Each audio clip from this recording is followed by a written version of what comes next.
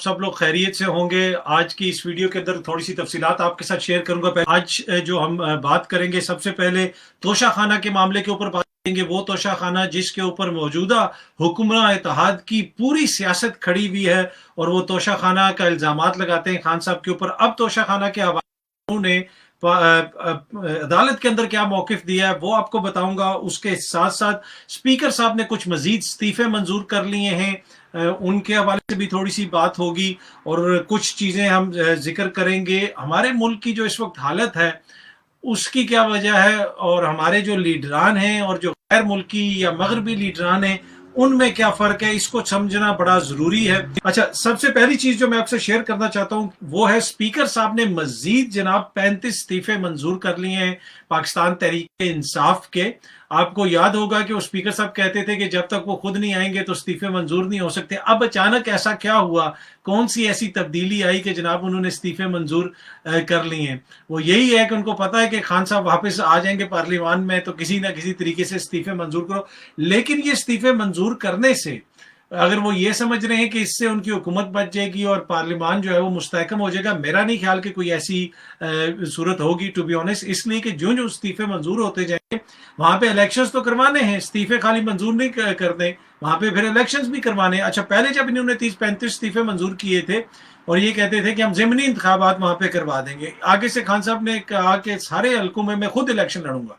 तो इन्होंने कहा कि जाओ भाई, हम लड़ते ही नहीं है, जाओ ऐसी है तो हम खेलते ही नहीं, हम आपके साथ लड़ेंगे नहीं। अब अगेन ये इन्होंने 35 इस्तीफे मंजूर किए, पर इसमें जो इंपॉर्टेंट चीज है, जो समझने की चीज है कि खेल क्या खेला जा रहा है पाकिस्तान के साथ, पाकिस्तानियों के साथ किया क्या जा रहा है, कैसे आपके मुल्क को एक मजाक बना दिया गया है कि स्पीकर कहता है कि जी ये आइन कानून की खिलाफ वर्जी है जो इस्तीफे दिए हुए, हम इसको मंजूर ही नहीं कर सकते। हम लोग तो जनाब अगर ये मंजूर करेंगे ये तो आइन और कानून के खिलाफ होगा, और वही स्पीकर अब जो है रोज थोक के हिसाब से इस्तीफे मंजूर कर रहा है।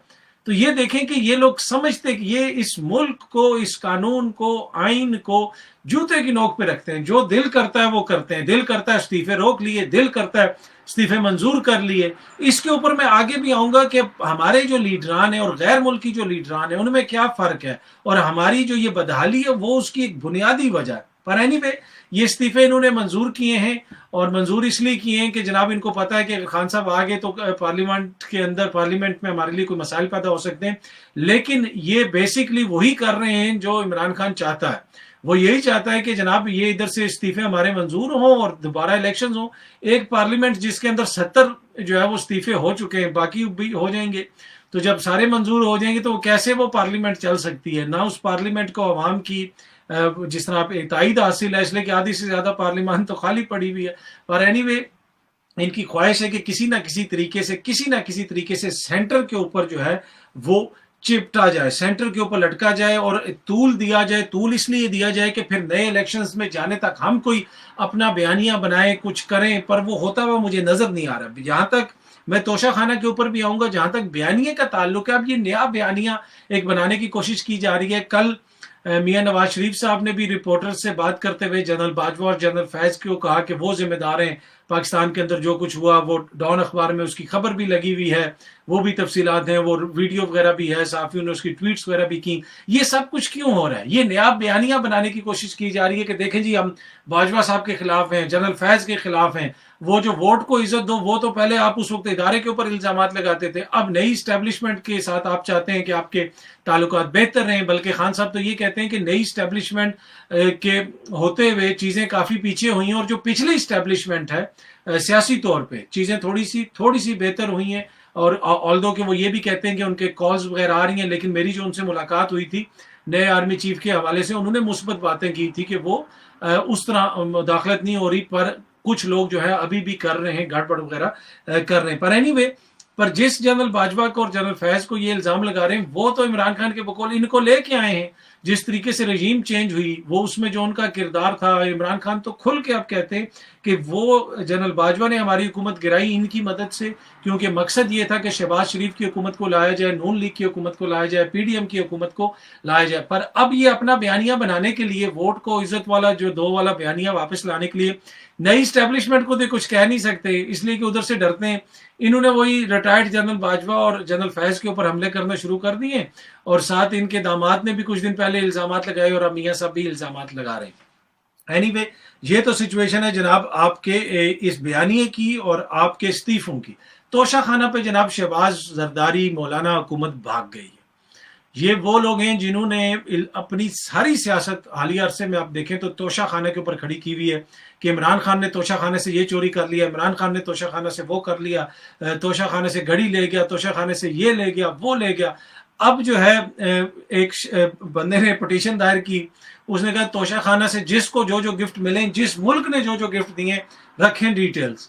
عدالت نے بھی کہا لے کے اور ڈیٹیلز، ادھر آ کے حکومت کہتی ہے نہیں ہمارے تو بین الاقوامی تعلقات خراب ہو جائیں گے اگر ہم نے یہ ڈیٹیلز رکھی تو ہم یہ ڈیٹیلز نہیں دیں گے۔ اور بھائی جب تم گھڑی پیٹ رہے ہو صبح سے شام تک سعودی عرب کی، اور اپنے انٹرویو بھی کروا رہے ہو، چینلز کے اوپر بھی چلوا رہے ہو، اس وقت تمہارے تعلقات خراب نہیں ہو رہے؟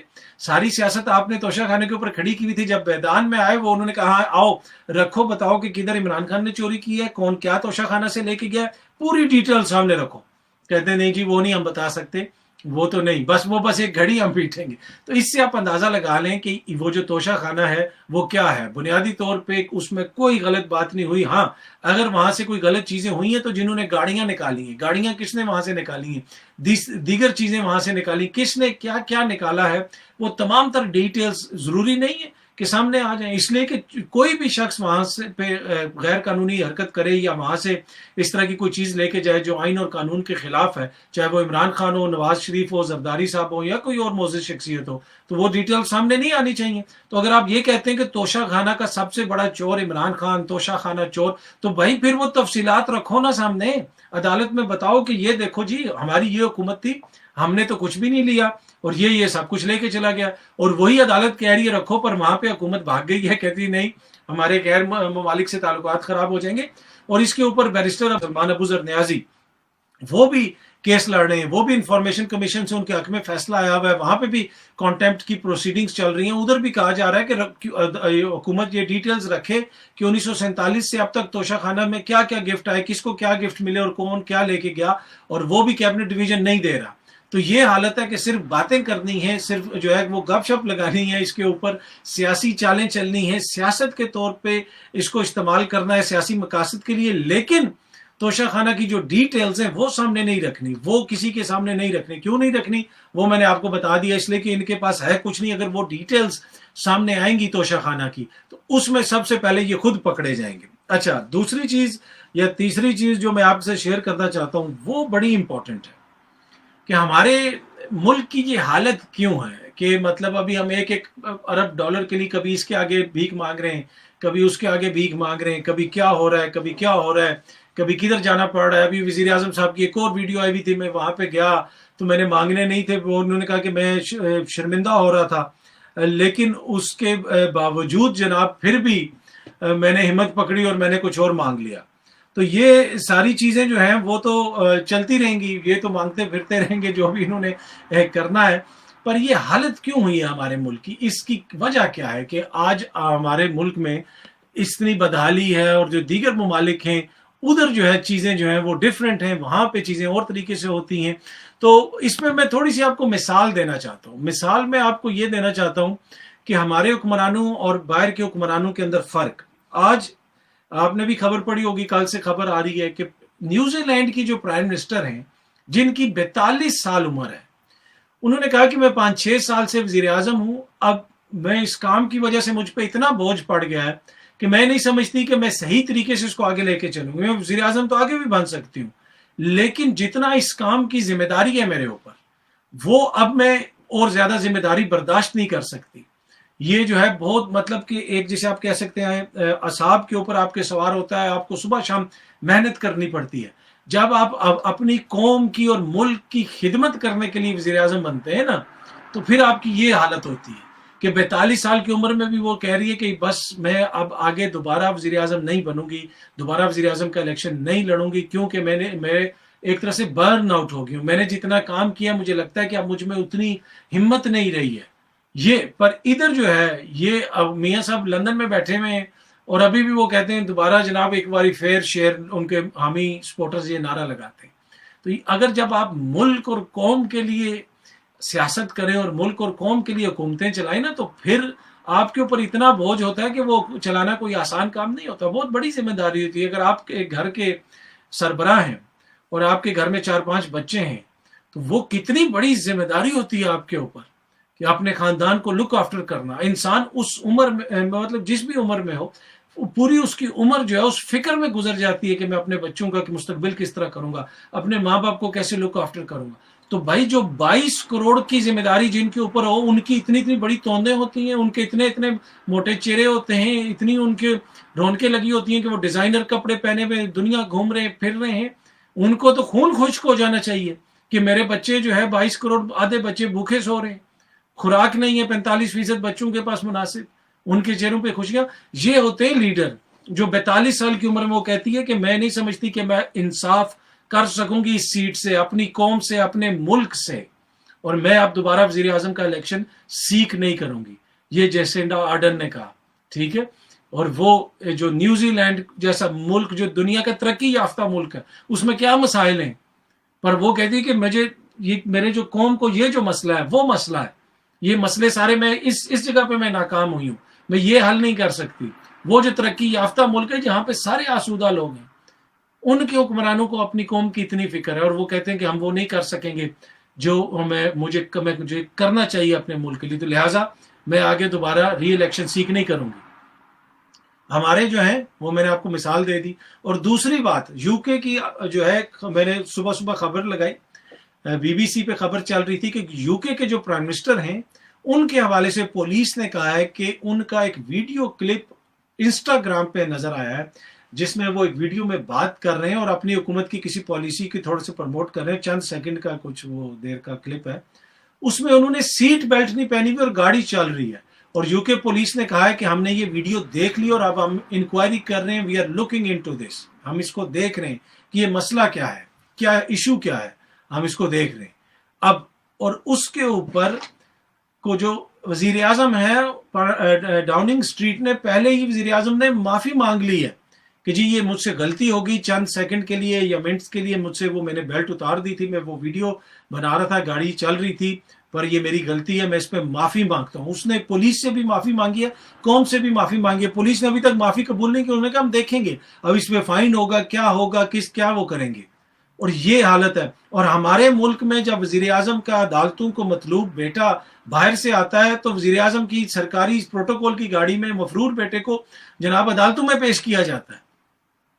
और दूसरी तरफ यूके का जिधर मियाँ साहब बैठे हुए हैं, जहां पे बैठ के उन्होंने जाके पाकिस्तान में जाके निजाम चेंज करना है, उसका वजीर आजम सीट बेल्ट ना पहनने पे कौम से माफी मांग रहा है। पुलिस उसको कह रही है कि भाई हम देखते हैं कि तुमने किया क्या है, कानून की खिलाफ वर्जी की है। इसलिए कि आइन और कानून सबसे बड़ा है, आइन और कानून के मुताबिक चलना पड़ता है। तो ये वो बुनियादी फर्क है हमारे लीडरान में और इनमें। ये सीटों से चिमटे रहते हैं, चाहे कोई अफसर हो, चाहे कोई सियासतदान हो, और ये अपने आप को कानून से बाला समझते हैं। ये मॉडल टाउन में जो हुआ, क्या वहां पे अभी तक कोई चीज सामने नहीं आनी चाहिए थी? 14 बंदे मार दिए गए, शहीद कर दिए गए। यहाँ पे सीट बेल्ट ना पहनने पे बरतानिया में वो माफी मांग रहा है। वहां पे किसने माफी मांगी? कौन जिम्मेदार था उसका? और क्या कुछ हुआ पाकिस्तान के अंदर? तो ये वो चीज है जो हम में और इन में फर्क है, जो मेरी और आपकी बदकिस्मती है कि ये चिमटे में नस्ल दर नस्ल 60 की दिहाई में जो भुट्टो साहब थे, अभी भी उनकी तीसरी चौथी नस्लें जो हैं वो तैयार हैं, वो भी बैठी हुई हैं, वो भी हम पे हुक्मरानी कर रहे हैं। ये बर्न आउट नहीं हुए, ये कहते हैं दोबारा हम इलेक्शन में आएंगे। लेकिन न्यूजीलैंड की 42 साल की वजीर आजम कहती है कि अब मैं अपनी कौम से इंसाफ नहीं कर सकूंगी अगर मैं वजीर आजम बनी, क्योंकि अब मुझ में उतनी एनर्जी नहीं है, मैं समझती नहीं हूं कि मैं इस काबिल हूं कि मैं इनके मसाइल हल कर सकूं। ये होता है फर्क। पर एनीवे ये गालिबन मुझे फिर आखिर में यही मुझे ख्याल आता है कि हमारे लीडरान जो है वो बेहतर हैं, सुपर हैं, वो एक सुपर ह्यूमन बींग्स हैं। इस वजह से वो ये सब कुछ कर लेते हैं कि नस्ल दर नस्ल देखे ना, 60 की दिहाई से भुट्टोज आपके ऊपर हुकूमत कर रहे हैं, ये 80 की दिहाई से शरीफ्स आपके हुकूमत कर रहे हैं, और ये डायनेस्टीज इसी तरह चलती आ रही हैं। और ये अगले 100 साल भी इनकी ख्वाहिश है कि अगले जो नस्लें वो भी इसी तरह मेरे और आपके ऊपर हुक्मरानी करते रहें। और इसी तरह फिर वज़ीर आज़म जाके हमें वीडियो क्लिप्स हम देखें कि मैंने और पैसे तो नहीं मांगने थे, लेकिन जब थोड़ी गपशप शुरू हुई तो मैंने हिम्मत करके और पैसे मांग लिए। ये वो आप کہ وزیر اعظم ہے 22 کروڑ کے. جب وہ پیسے مانگتے ہیں وہ اپنی صرف ذاتی حیثیت میں نہیں مانگتے, اس سے جو عزت افزائی ہوتی ہے وہ آپ کے ملک کی ہوتی ہے, عزت افزائی میرے ملک کی ہوتی ہے, ہم سب کی ہوتی ہے, اور کتنی عزت بڑھتی ہے اس سے وہ آپ کو بھی پتا ہے, مجھے بھی پتا ہے. اینی وے, امید ہے کہ یہ ویڈیو آپ کو پسند آئی ہوگی. بہت جلدی سب آپ دوستوں سے دوبارہ ملاقات ہوگی. اپنا بہت بہت خیال رکھیے گا. بہت شکریہ. Look after yourself. Thank you.